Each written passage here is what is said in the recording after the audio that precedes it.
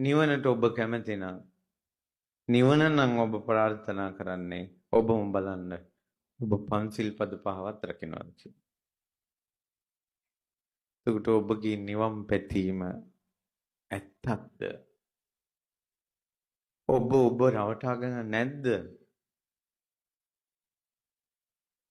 ඔයාගේ මහත්යත් එක්ක රණ්ඩු වෙන විදිය.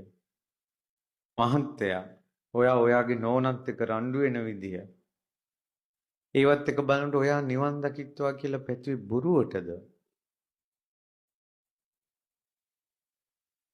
ඔයාගේ වැඩේ කරගන්න ඔයා තවත් කෙනෙක් රවටපු හැටි බලන්න. ඔයා නිවන් දකින්නවා කියන එක පැතුවේ බොරුවටද? මෙච්චර රත්තරම් පාත්‍රයක් අතරට දීලා අම්මා කෙනෙක් පුතේ එක වලල්ලා ප්ලාස්ටික් වලල්ලක් කිල්ලුවා. මෙච්චර රත්තරම් පාත්‍රයක් අත පාත් වෙනවා.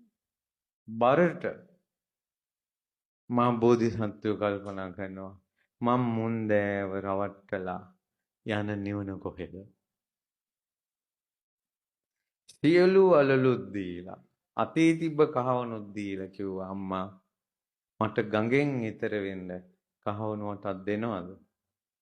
පුතේ ගණෙන්. ඇයි දේවදත්තේ අම්මා රැවට්ටුවේ?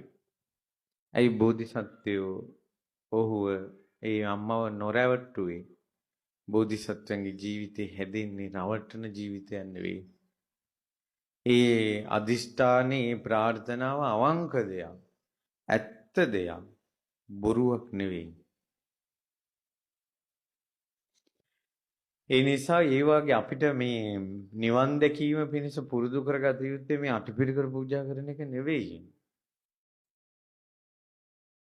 ශ්‍රද්ධාව,